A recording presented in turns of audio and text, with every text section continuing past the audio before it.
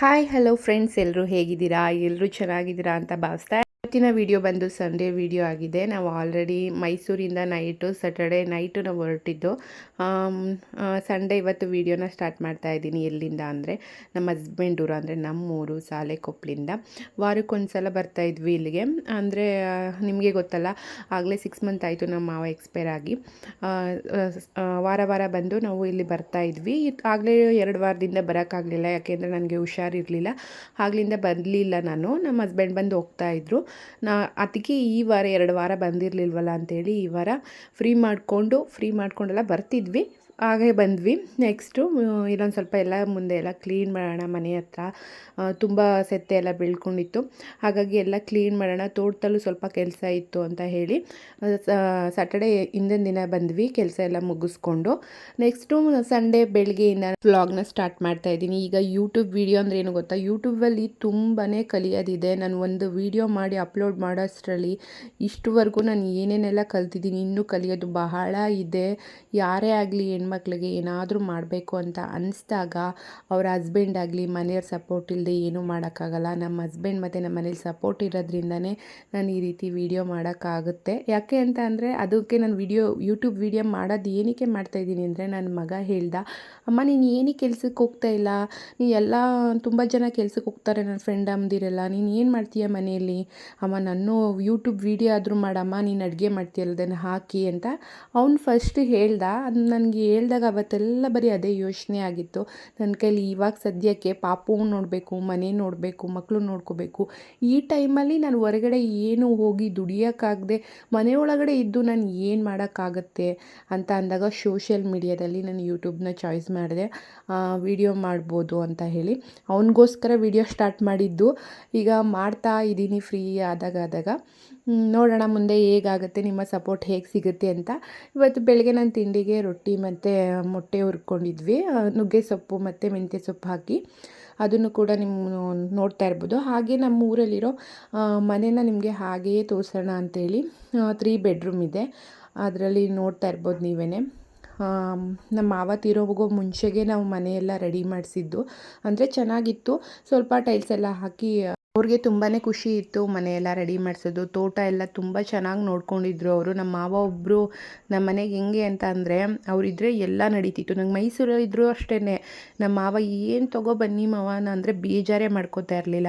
ಇದು ತೊಗೊಬನ್ನಿಯಪ್ಪ ಅಂದರೆ ಸಾಕು ಅದನ್ನು ತೊಗೊಬರ್ತಾಯಿದ್ರು. ನನ್ನ ಮಗನ ನೋಡ್ಕೊಳ್ಳೋದು, ನನ್ನ ಮಕ್ಕಳನ್ನ ನೋಡ್ಕೊಳ್ಳೋದು, ಅಷ್ಟು ಖುಷಿಯಿಂದ ಕೆಲಸ ಮಾಡ್ತಾಯಿದ್ರು. ಅವ್ರು ಒಂದು ದಿನ ನನಗೆ ಹುಷಾರಿಲ್ಲ ಅಂತ ಮಲಗಿದ್ದೇ ಇಲ್ಲ ಅವರು. ನನಗೆ ಯಾವಾಗಲೂ ಇಲ್ಲಿಗೆ ಬಂದಾಗೆಲ್ಲ ಸ್ಯಾಟರ್ಡೇ ನೈಟು ನನ್ನ ಕಾರಲ್ಲಿ ಬರುವಾಗೇ ನನಗೆ ಸ್ಟಾರ್ಟ್ ಆಗೋಗುತ್ತೆ. ಅವ್ರನ್ನ ಏನೇನೋ ನೆನಪುಗಳು ಬರ್ತಾ ಇರುತ್ತೆ.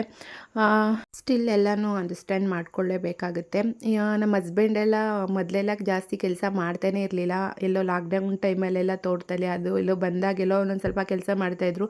ಈಗ ಅಪ್ಪನ ಜಾಗದಲ್ಲಿ ಅವರು ಮತ್ತು ಅವ್ರ ಅಣ್ಣ ಇದ್ದು ಈಗ ತೋಟದ ಕೆಲಸ ಮತ್ತು ಮನೆ ಕೆಲಸ ಎಲ್ಲ ನೋಡ್ಕೋಬೇಕಾಗುತ್ತಲ್ಲ. ಹಾಗಾಗಿ ಅವರೊಂದು ವಾರ ಬರ್ತಾರೆ, ಒಂದೊಂದು ಸಲ ನಾವೊಂದು ವಾರ ಬರ್ತೀವಿ. ಬಂದು ತೋಟದ ಕೆಲಸ ಇಲ್ಲ ಒಟ್ಟಿಗೆ ಬಂದು ತೋಟದ ಕೆಲಸಗಳನ್ನೆಲ್ಲ ಮಾಡ್ಕೋತಾರೆ. ಸೆತ್ತೆ ಹೊಡಿಬೇಕಾಗಿತ್ತಲ್ಲ ಮನೆ ಮುಂದೆ, ಅವ್ರಿಗೆ ಹೇಗೆ ಅಂತ ಅದು ಹಾಕೊಳ್ಳೋದಂತ ಗೊತ್ತಾಗ್ತಾ ಇರಲಿಲ್ಲ. ಹಾಗಾಗಿ ವಿಡಿಯೋ ನೋಡ್ಕೊಂಡು ರೆಡಿ ಮಾಡ್ಕೊತಾ ಇದ್ರು. ನೆಕ್ಸ್ಟು ಮೌರ್ಯನು ಗಾಯ ಮಾಡ್ಕೊಬಂದಿದ್ದ ಕಾಲಿಗೆ, ಅವ್ನು ಅಳ್ತಾ ಇದ್ದ ಅಂದ್ಬಿಟ್ಟು ಇವಳು ಸ್ಟಾರ್ಟ್ ಮಾಡಿಬಿಟ್ಟಿದ್ಲು ಏನೋ ಆಗ್ಬಿಟ್ಟೈತೆ ನಮ್ಮ ಅಣ್ಣಂಗೆ ಅಂತ. ನೋಡಿ, ಬಾವಿಲಿ ಮೊದಲೆಲ್ಲ ನೀರು ತುಂಬ ಬಂದು ಆಮೇಲೆ ಇತ್ತು, ಇವಾಗ ನೀರು ಇಲ್ಲ, ಯಾಕೆಂದರೆ ಮಳೆ ಎಲ್ಲ ಕಮ್ಮಿ ಆಗಿದೆಯಲ್ಲ, ಬಾವಿಲಿ ನೀರೇ ಇಲ್ಲ.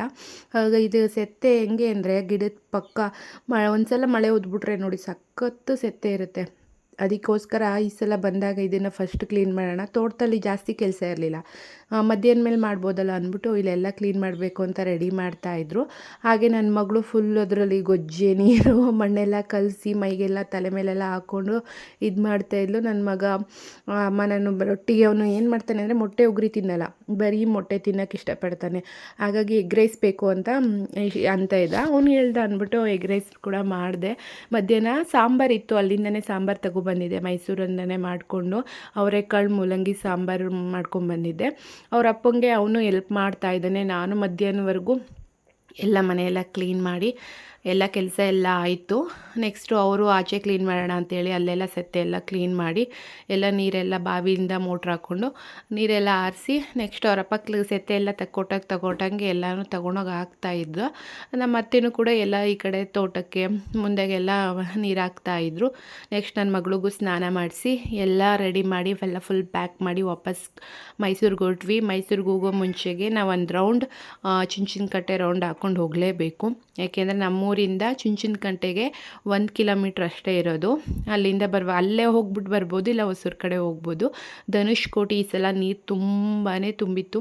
ಆದರೆ ಮೊದಲಿಗಿಂತ ಒಂದು ಸ್ವಲ್ಪ ಕಮ್ಮಿ, ಈಗ ಸ್ವಲ್ಪ ಪರವಾಗಿಲ್ಲ ನೋಡೋಷ್ಟು ಅಷ್ಟು ಜನ ಬರ್ತಾಯಿದ್ರು ಅದು ನೀರು ನೋಡೋಕ್ಕೆ. ಸಂಜೆ ಆಗೋಗಿತ್ತು, ನಾವು ಸ್ವಲ್ಪ ಬೆಳಕಿರಂಗೆ ಬರೋಣ ಅಂದ್ಕೊಂಡ್ವಿ. ಆದರೆ ಒಂದೇ ದಿನ ಎಲ್ಲ ಕೆಲಸ ಮುಗಿಸ್ಬೇಕಲ್ಲ, ಆಗಲಿಲ್ಲ. ಹಾಗಾಗಿ ಹೋಗುವಾಗ ನೋಡ್ಕೊಂಡು ಹೋಗೋಣ ಅಂತ ಸ್ವಲ್ಪ ಕತ್ತಲೆ ಆಗಿತ್ತು. ಪಾಪು ಅಮ್ಮ ಎಲ್ಲ ದೇವಸ್ಥಾನಕ್ಕೆ ಹೋಗೋಣ ಅಂತ ಹೇಳ್ಬಿಟ್ಟು ನೆಕ್ಸ್ಟ್ ಎಲ್ಲ ನೋಡಿಕೊಂಡು ದೇವಸ್ಥಾನಕ್ಕೆ ಹೊರಟ್ವಿ. ನೀವೇ ನೋಡ್ತಾ ಇರ್ಬೋದು ಎಷ್ಟು ನೀರು ಬಂದಿದೆ ಅಂತ. ಮೊದಲೆಲ್ಲ ಬರುವಾಗ ನೀರಿರಲಿಲ್ವಲ್ಲ, ಹಾಗೆ ಹೊರಟೋಗ್ತಿದ್ವಿ. ಈಗ ನೀರು ಐತೆ ಅಂತ ಹೇಳಿದ್ರಲ್ಲ, ಹಾಗೆ ನೋಡ್ಕೊಂಡು ಹೋಗೋಣ ಅಂತ ಅಂದ್ಬಿಟ್ಟು ಬಂದ್ವಿ. ನೆಕ್ಸ್ಟ್ ಇನ್ನೊಂದು ವಿಷಯನ ನಿಮ್ಮ ಹತ್ರ ಶೇರ್ ಮಾಡಬೇಕು. ನಾನು ಮನೇಲೇ ಮಲ್ಟಿಗ್ರೇನ್ ರಾಗಿ ಮಾಲ್ಟ್ ಪೌಡರ್ನ ಮಾಡ್ತಾಯಿದ್ದೀನಿ, ಮತ್ತು ಹಾಗೆ ಡ್ರೈ ಫ್ರೂಟ್ಸ್ ಲಡ್ಡು ಮಾಡ್ತಾಯಿದ್ದೀನಿ, ಡ್ರೈ ಫ್ರೂಟ್ಸ್ ಪೌಡರ್ ಮಾಡ್ತಾಯಿದ್ದೀನಿ, ಹೈ ಪ್ರೋಟೀನ್ ಪೌಡರು, ಎಳ್ಳುಂಡೆ ಮತ್ತು ಕೊಬ್ಬರಿ ಮಿಠಾಯಿ, ರವೆ ಉಂಡೆ ಈ ರೀತಿಯಾಗಿ ಮನೆಯಲ್ಲೇ ಮಾಡ್ತಾಯಿದ್ದೀನಿ. ಯಾರಿಗಾದ್ರೂ ಇಂಟ್ರೆಸ್ಟ್ ಇದ್ದರೆ ತೊಗೊಳಕ್ಕೆ ಡಿಸ್ಕ್ರಿಪ್ಷನ್ ಬಾಕ್ಸಲ್ಲಿ ನಂಬರ್ನ ಮೆನ್ಷನ್ ಮಾಡಿರ್ತೀನಿ, ಅದಕ್ಕೆ ವಾಟ್ಸಪ್ ಮಾಡಿ. ನಿಮಗೆ ಮೈಸೂರವರಾದರೆ ನನಗೆ ಇನ್ನಂತೂ ತುಂಬ ಖುಷಿ. ಯಾಕೆ ಅಂದರೆ ಮೈಸೂರಲ್ಲಾದರೆ ಬೇಗ ನಾವು ಆರ್ಡ್ರ್ ತೊಗೊಂಡ ತಕ್ಷಣ ಬೇಗ ಅವ್ರಿಗೆ ತಲುಪಿಸ್ಬೋದು. ಹಾಗಾಗಿ ಏನಾದರೂ ನಿಮಗೆ ಬೈ ಮಾಡಬೇಕು ಅಂತ ಹೇಳಿದ್ರೆ ನಂಬರ್ ಇರುತ್ತೆ, ವಾಟ್ಸಪ್ ಮಾಡಿ. ನಿಮಗೆ ಎಷ್ಟು ಏನು ಅಂತೇಳಿ ಮೆನ್ಷನ್ ಮಾಡಿರ್ತೀನಿ. 1/4 kg, ಅರ್ಧ kg, 1 kgವರೆಗೂ ಸಿಗುತ್ತೆ. ನಂಬರ್ ಇರುತ್ತೆ, ಮೆಸೇಜ್ ಮಾಡಿ ವಾಟ್ಸಪ್ಗೆ. ಇವತ್ತಿನ ವಿಡಿಯೋ ನಿಮಗೆ ಹೋಪ್ಫುಲ್ ನಿಮ್ಗೆ ಇಷ್ಟ ಆಗಿದ್ದರೆ ಪ್ಲೀಸ್ ನನ್ನ ಚಾನಲ್ನ ಸಬ್ಸ್ಕ್ರೈಬ್ ಮಾಡಿ, ಸಪೋರ್ಟ್ ಮಾಡಿ. ನಿಮ್ಮ ಸಪೋರ್ಟ್ ಬೇಕು ನನಗೆ.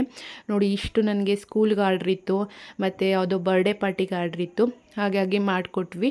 ಕ್ಯಾಲ್ಶಿಯಂ ಲಡ್ಡು ಕೂಡ ಇರುತ್ತೆ.